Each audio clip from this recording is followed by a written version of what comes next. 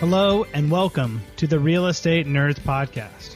On this Best Deal episode, we will explore the human side of real estate investing with a seasoned pro about the legendary best deal of their life. A deal isn't just the investment, it is also the person executing it. Stay with us and learn what it takes to be the best investor possible.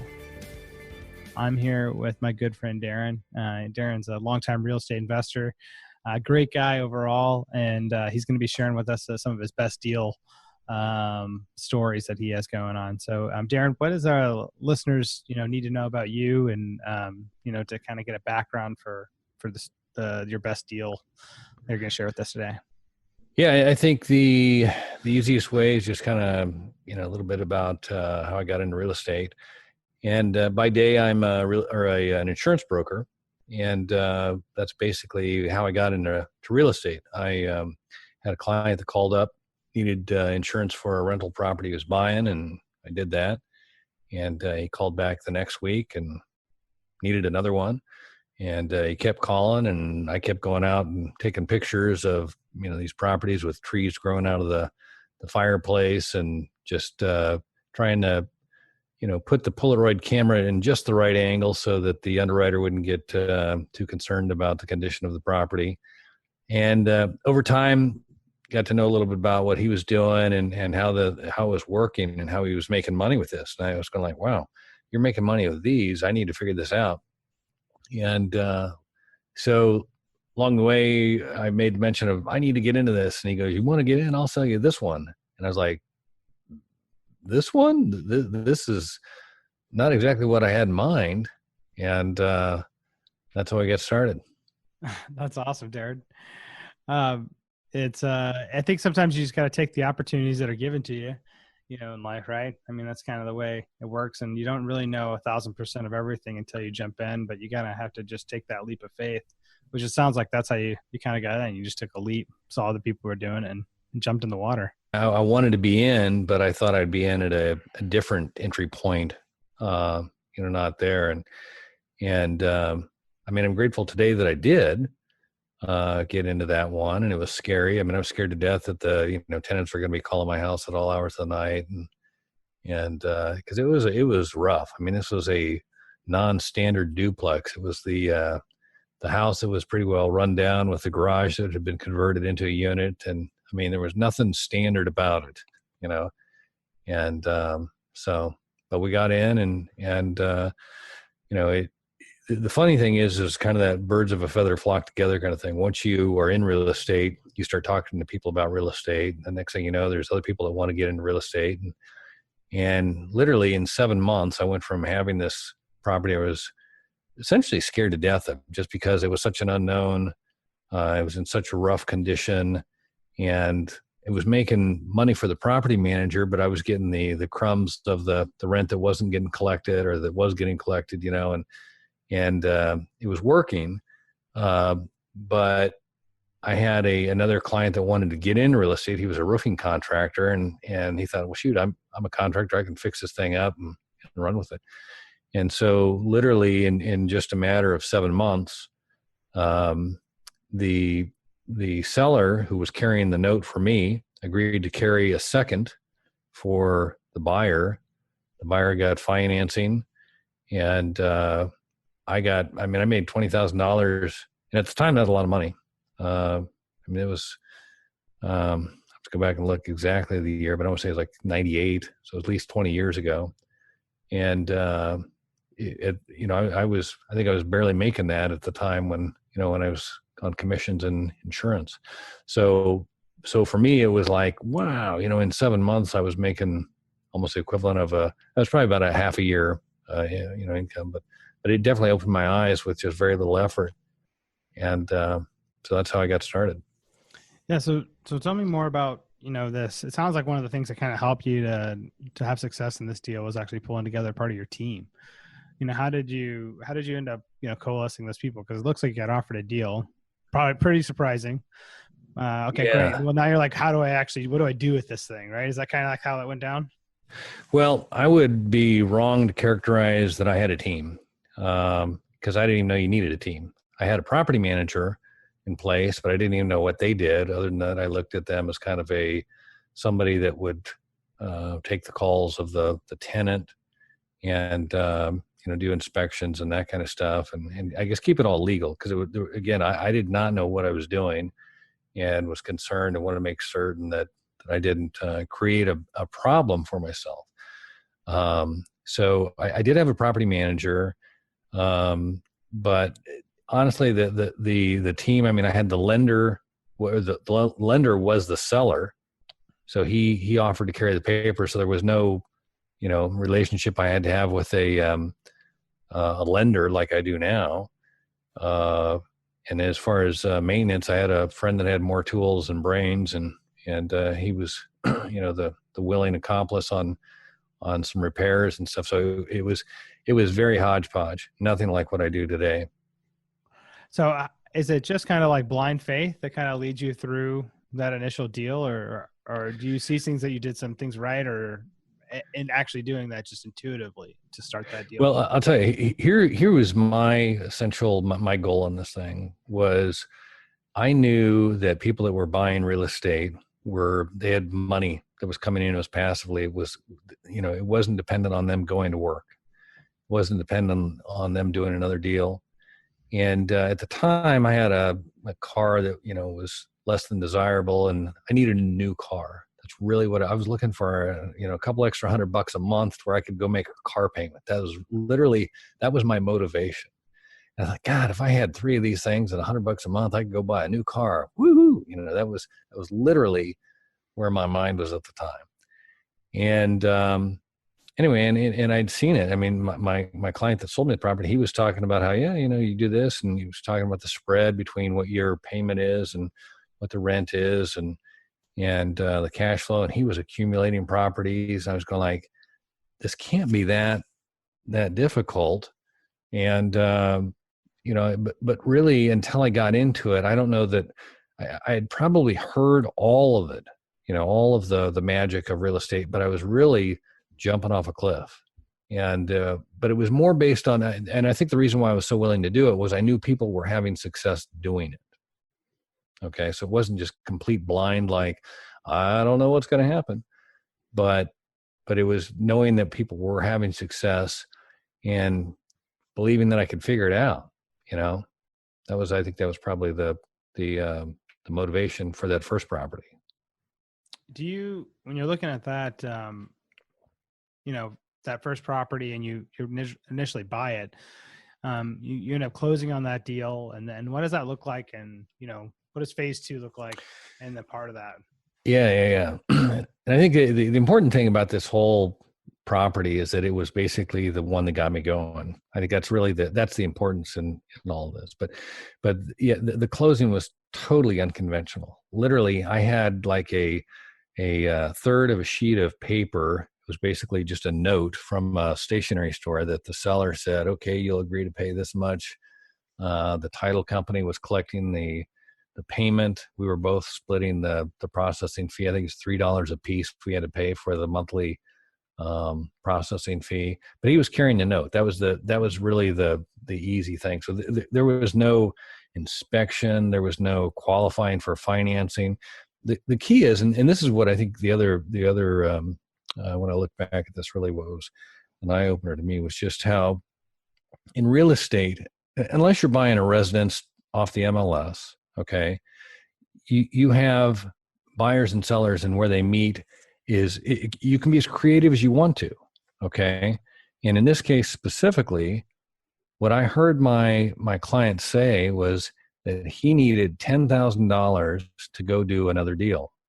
Okay. And the price he offered me, I remember going home and I had a yellow tablet and I was trying to, run all these numbers. I could not make the numbers work. I just couldn't make them work. But I remembered was he needed $10,000. Okay. And I had this untapped line of credit that I thought, well, shoot, I've got $10,000 there. If I gave him that $10,000 and I had to pay that monthly payment on that, how much rent could I, what would the rent support? How much debt would it support? And so I backed into these numbers, and I came to him and I offered him that number, and he goes, okay, let's do it. So immediately what I learned was that you can make the deal work for you. It's not always about what somebody's asking. Does that make sense? I mean, it was kind of like, let's make a deal, or the Wild Wild West. It was not like just going to the store and or going and buying something because that's the price. It was literally, how can you make this deal work? And that really got me excited. Yeah, let's talk some more about that, because how do you make the deal work? I think as like that first initial piece, I think you just touched on, which is actually getting in and really listening into what people are really wanting and needing, right? For Right. him, that was at $10,000, but it was probably something even like a little bit beyond that, which was, I really want to get on to my next deal. Right. Yeah, Right. So he was ready to get on, and I don't even remember what the property was. It seems to me it was some sort of a commercial property, but he needed $10,000 cash.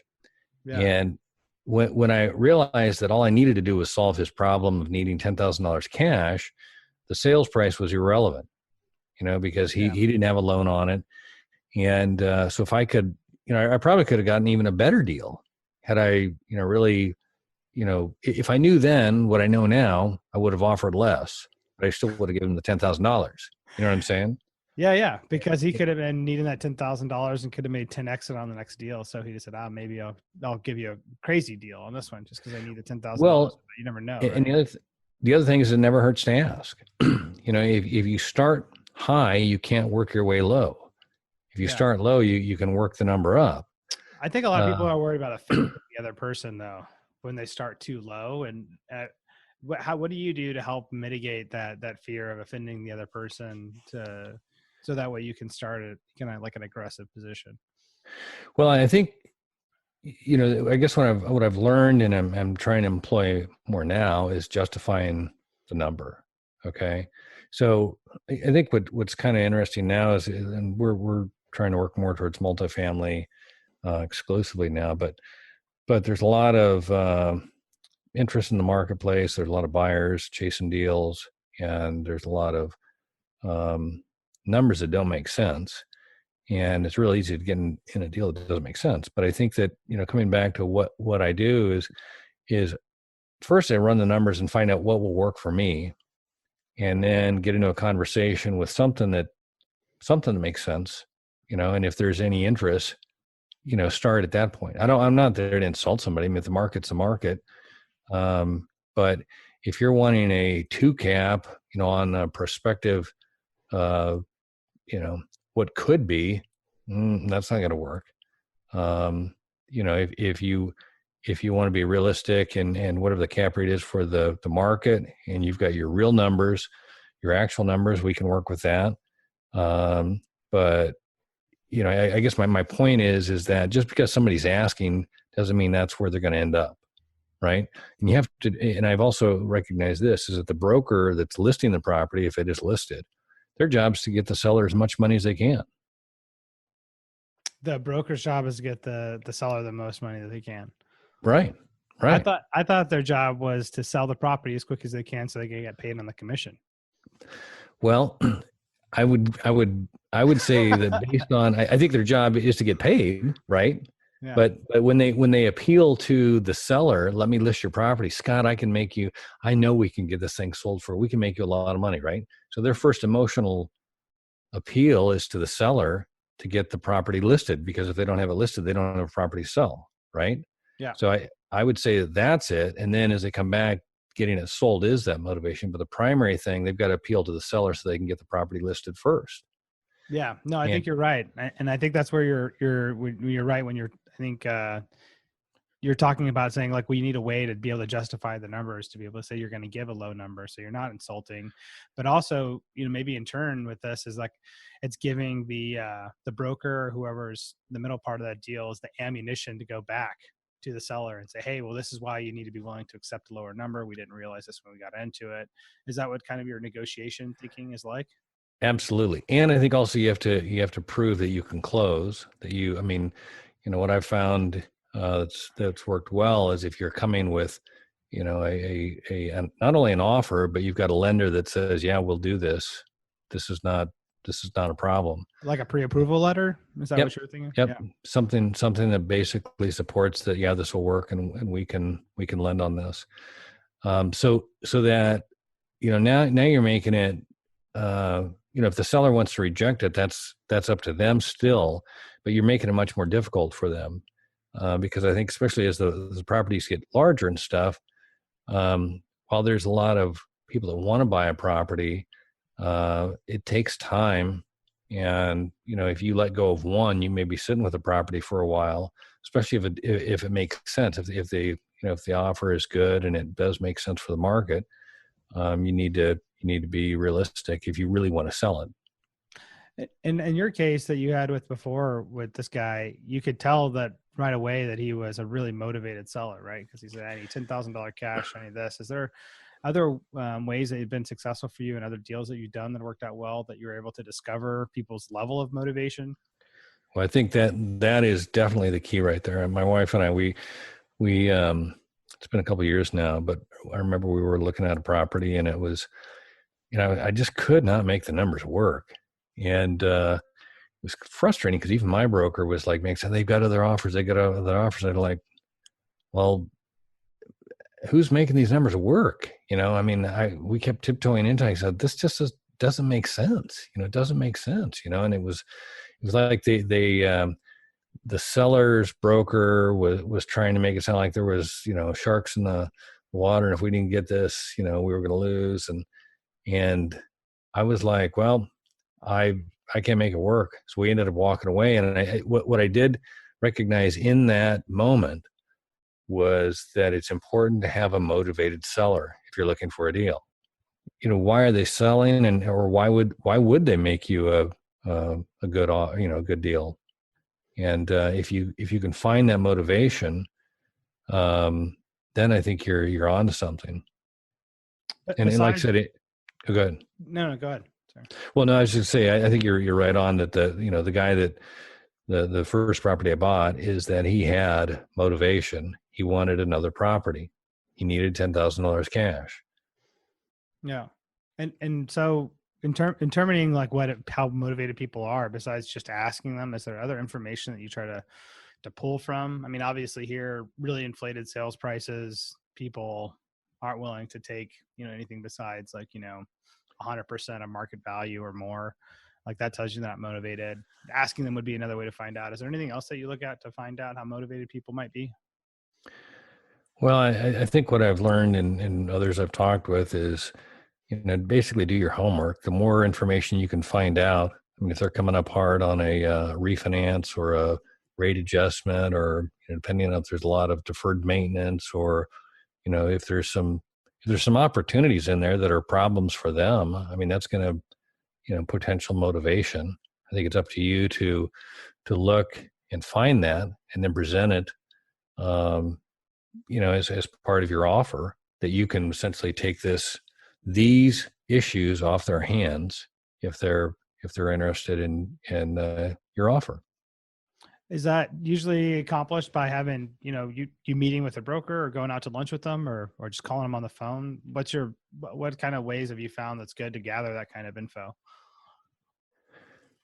Well, I think, in all of your due diligence, get all of the information and comb through that. And I would think start with your broker, but run your own numbers and make sure that you're starting from a point that makes sense.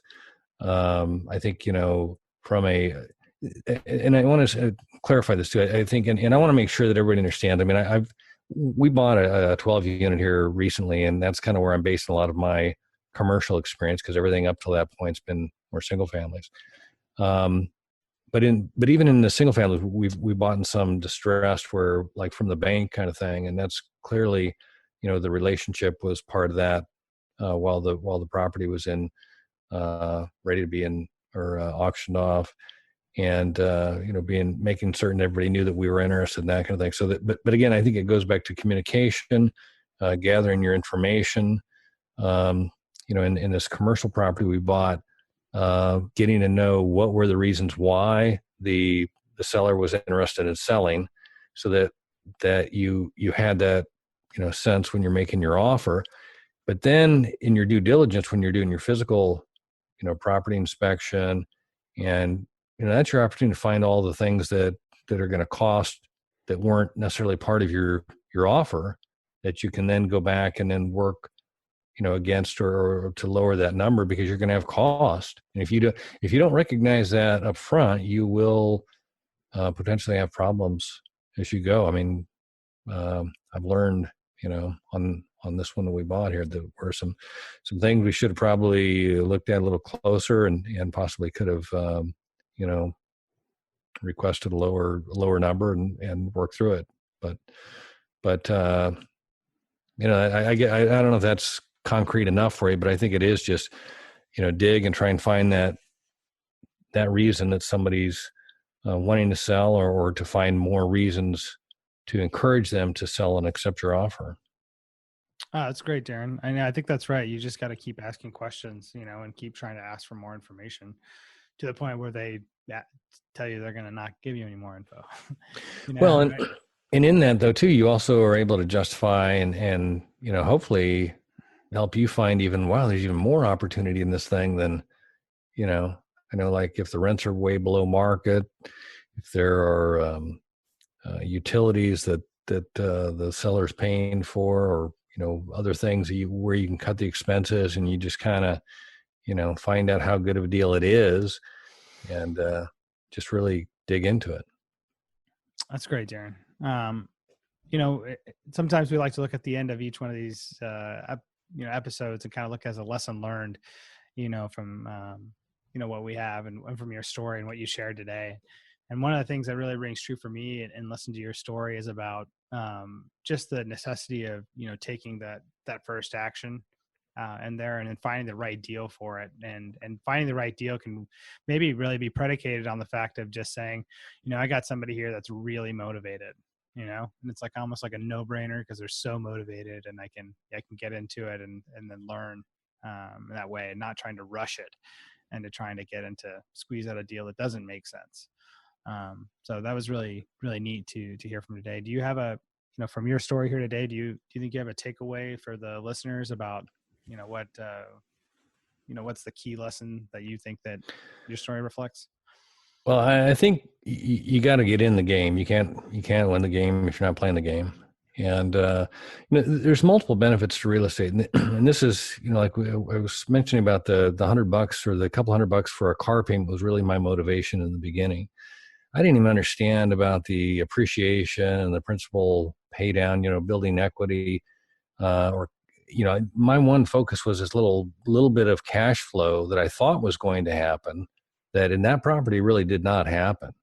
But I did experience, well, in 7 months couldn't have much principal pay down, but it was more of just that appreciation based on finding another seller. So I think that the first thing I would just say is that you got to get in. And the reason why I've been able to buy other properties is I got in on the first deal, right?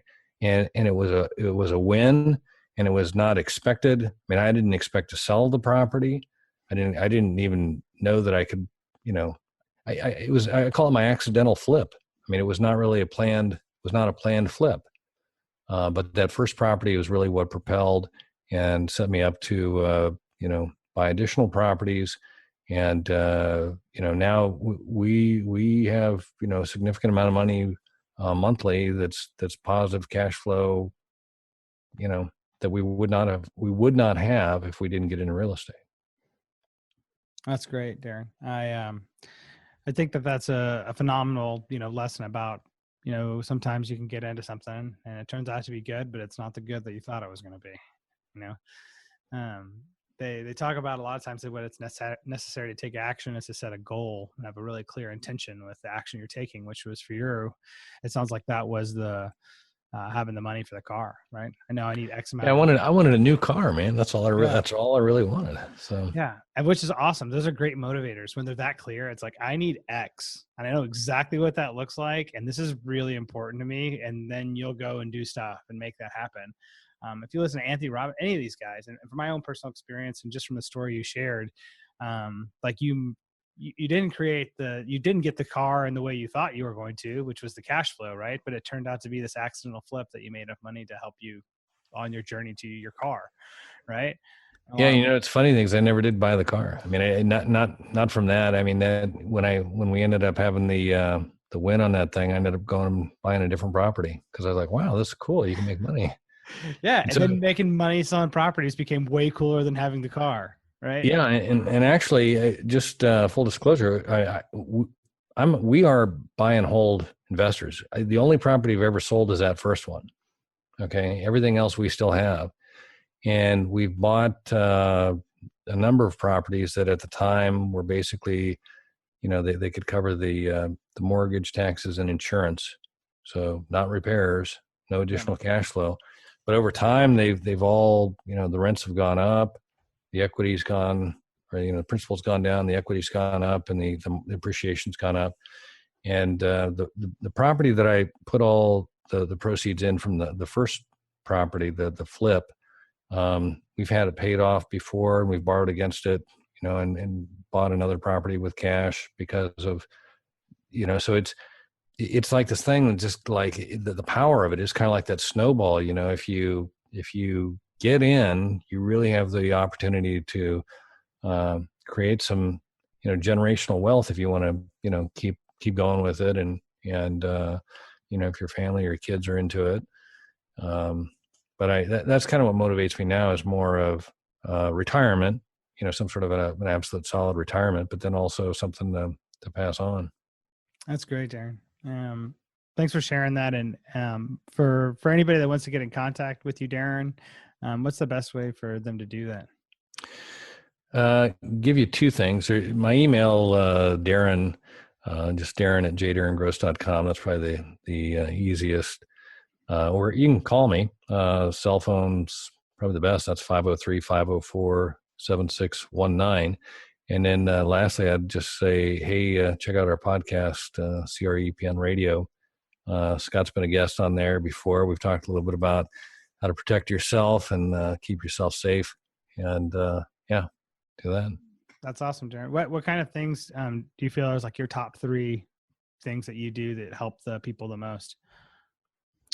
With insurance with insurance or real estate, or what kinds of things should people be contacting you about if they connected with you here today in the podcast? And oh, sure. Yeah. First of all, I love talking about real estate. I mean, I don't want to pretend like I'm some expert. I'm thinking this is a field that there's always more to learn, and even guys I know that have been in it for years and years and years, we can all kind of nod our heads when we're talking, and so I think just by talking with others that are in the game, you can't help but learn. And I think that's what I found most just about even the podcast, is the power of like we're doing here. You're talking, we're exchanging ideas, sharing what experiences, and just the power in that. So if anybody wants to reach out, love to talk to you about what you're doing. Be happy to share with you what I've done.